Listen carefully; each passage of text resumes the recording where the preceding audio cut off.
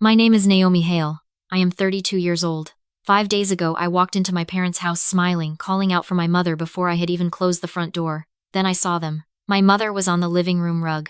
My father was half turned beside the coffee table, one arm bent under him like he had tried to push himself up and never made it. Neither of them moved. For 1 second, my brain refused to understand what my eyes were seeing. I just stood there with my tote bag hanging from my hand, staring at them like the room had tilted and thrown me out of my own body. Then I dropped everything and ran. "Mom," I said. "Mom." I hit my knees beside her so hard it sent pain up both legs. I touched her face. Her skin felt wrong. Not cold like death, cold like fear, cold like something had already gone too far. "Dad, wake up. Dad, please." Nothing. I grabbed my phone so fast I almost dropped it. When the emergency operator answered, my voice broke before I got out the address. I kept saying they were not waking up. I kept saying, "Please come now. Please hurry. Please." Those minutes before the ambulance arrived did not feel like time. They felt like punishment. I was kneeling on that rug shaking, calling my parents' names over and over, touching their hands, their shoulders, their faces like I could call them back by force if I just loved them hard enough. When the paramedics finally burst in the house filled with voices and movement, oxygen, blood pressure, pulse, questions, one of them guided me backward while the others worked over my parents on the floor. I hated him for moving me. I hated myself for needing to move. Then they loaded both of them into the ambulance, and I climbed in after them with my heart trying to beat its way out of my chest.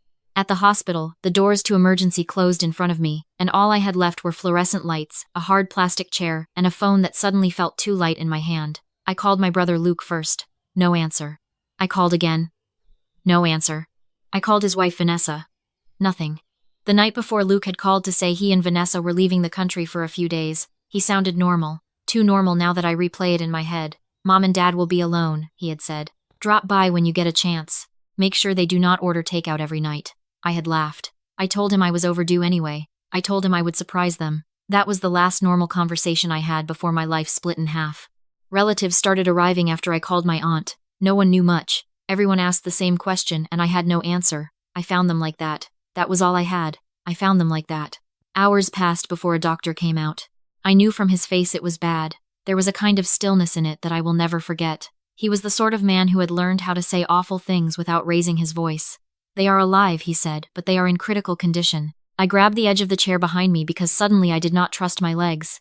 "What happened to them?" I asked. He looked at me for half a breath, then said the words that changed everything. "They were poisoned." I think part of me stopped breathing when he said it. Poisoned was not a word from ordinary life. Poisoned belonged in crime shows and old newspaper stories and family nightmares that only happened to other people. "Poisoned," I repeated. He nodded once. "We are still running toxicology and trying to stabilize them, but this was not accidental food poisoning. There are clear signs of toxic exposure." Behind me, I heard one of my aunts gasp. Someone started crying softly. But all I could hear was that one word, "poisoned," circling inside my skull like it was looking for a place to land. If you were me in that moment, would you still call it bad luck? Or would you start fearing someone they trusted? I called Luke again. This time I left a message. My voice sounded strange to my own ears, too high and too sharp. I told him Mom and Dad were in the hospital. I told him they had been poisoned. I told him to call me back now. He did not call back until early the next morning. "Naomi, what happened?" he said the second I answered. "Where are you?" I said. "Why were you not answering?" "Mom and Dad are in the ICU." There was a pause. Then, his voice rose fast, shocked, messy, almost convincing. "What? Are you serious? How?" "The doctor said they were poisoned," I said. "Poisoned, Luke." "That is impossible," he said. He and Vanessa got back that afternoon. I wish I could tell you I knew right then that they were pretending. I wish I could tell you I saw something hard or hollow in his face, something that gave him away, but I did not. That is the part that still haunts me. He looked like a son in pain. Vanessa looked like a woman on the edge of tears. They rushed down the corridor asking questions over each other, both of them pale, both of them horrified. Luke stopped outside the glass and stared at our parents surrounded by machines. He pressed one hand to the back of his neck the way he always did when he was stressed. "They were fine when we left," he said softly. "I just talked to Dad." Vanessa covered her mouth. Who would do something like this? I stood there beside them, trying to believe I was not alone in my fear, trying to believe family was still family. Police came in that evening, then again the next morning, then again after that. The first thing they asked was what made the house vulnerable. A broken window, a missing key, a recent visitor. Anything. There was nothing. No forced entry. No signs of theft. No overturned rooms. No obvious struggle. The house looked like a quiet family home paused in the middle of an ordinary day, which somehow made it worse. Who lived there full-time? One of the detectives asked. My parents, I said. And Luke and Vanessa have been staying in the guest suite for the past few months while they looked for a place of their own. The detective wrote that down. Luke stepped in smoothly. But we were out of the country when this happened.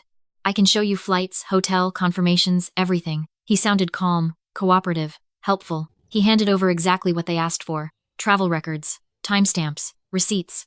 On paper, it looked clean. That was what made the next 5 days feel so suffocating. Every road seemed to close the second we stepped onto it. My parents remained unconscious. The doctors kept saying they were fighting. The toxicology team kept running tests. The detectives kept circling the same questions. Who had access to the house? Who handled meals? Who had motive? Who had opportunity? Luke and Vanessa were always there now. Not every hour, but enough. Enough to sit in the waiting room and look shattered. Enough to ask for updates. Enough to hug relatives and lower their voices and say this whole thing made no sense. Maybe that was the cruelest part. Watching them move through the hospital like people who belonged at the center of the grief they had caused. On the second day, my aunt brought coffee. None of us drank. On the third, I went home to shower and came back in the same sweatshirt because I had forgotten to bring a clean one. On the fourth day, I fell asleep with my head against the wall outside the ICU and woke up because a nurse was gently asking if I wanted a blanket. Time got smaller in the hospital. It became pills in paper cups, elevator doors, the smell of sanitizer, a phone charger plugged into the wrong corner of a waiting room, a machine beeping on the other side of a door I was not allowed to open. Luke sat beside me one night and stared at the floor. I keep replaying it, he said. Dad telling me to enjoy the trip. Mom asking me to send her a picture from the airport. I cannot get it out of my head. I remember nodding. I remember believing he was mourning with me. My husband Adrian was the only person who got quieter as the days passed. He was there constantly, but he was not filling silence just to make me feel less alone. He listened. He watched. He asked small questions at odd moments. What did your parents eat every day? Did they keep medications in the kitchen or the bathroom? Did your dad still use the camera system inside the house? At first, I barely noticed what he was doing. I was too tired, too raw, too focused on whether my mother would open her eyes or whether my father would make it through the next night. On the evening of the fourth day, Adrian sat down beside me in the corridor while the vending machine hummed behind us. There is something wrong with the shape of this, he said. I turned and looked at him. No break-in, he said. Nothing stolen. Both of them down at the same time. If this came from outside, it was clean enough to leave almost no trace except the poison itself. But if it came from inside the house, then it did not need to be dramatic. It only needed to be consistent. I stared at him, too drained to understand for half a second. What are you saying? I am saying this may not have been one meal, he said. It may have been something they took in little pieces over and over from a place they never questioned. A chill slid down my back. If the danger came from their own table instead of the street, what would you trust next? And if you like stories where one cold detail changes everything, subscribe and stay with me. I shook my head slowly. My parents were careful. They did not eat random food. They did not let strangers in. My mother still washed fruit like she was preparing for surgery. Exactly, Adrian said. Which means whatever happened probably came through a habit. Something normal. Something daily. I wanted to reject it. I wanted to tell him he was reaching because that was easier than admitting he might be right. But before I could answer, the detective and one of the doctors came down the hall toward us. They were looking for family. We stood up together. The doctor explained that the toxicology results were finally clearer. It was not a one-time contamination. It was repeated exposure to a toxic substance over several days. Not one dinner gone bad. Not one accident. Repeated exposure. Over several days. The words hit me harder than the first time I heard poisoned. The first time had been shock. This was method. This was patience. This was someone choosing the same cruelty more than once. Luke was not there for that conversation. Vanessa was on the phone in the stairwell. It was just Adrian and me standing there while the doctor calmly confirmed that whoever did this did not panic, did not lash out, did not lose control for 1 second. They planned it. Later that night, Adrian took my hand and said we needed to go back to my parents' house. Why? Because your father mentioned those indoor cameras last Thanksgiving, he said. You said you helped him reset the app on his office computer. Do you still know the login? I blinked at him. Through all the chaos, I had forgotten the cameras even existed. My father had installed them after a string of break-ins on our street the year before. Mostly entry points. The kitchen. The back hallway. The mudroom. He liked systems. He liked backups. He liked having a way to check the house from his laptop when he and Mom were out. I had helped him once when he locked himself out of the account. Yes, I said slowly. I think I do. Then we go now, Adrian said. It was after midnight when we drove back. The neighborhood was quiet. My parents' porch light still burned the way it always did, warm and steady like the house had no idea what it had become. The moment I stepped inside again, my chest tightened. The living room was neat.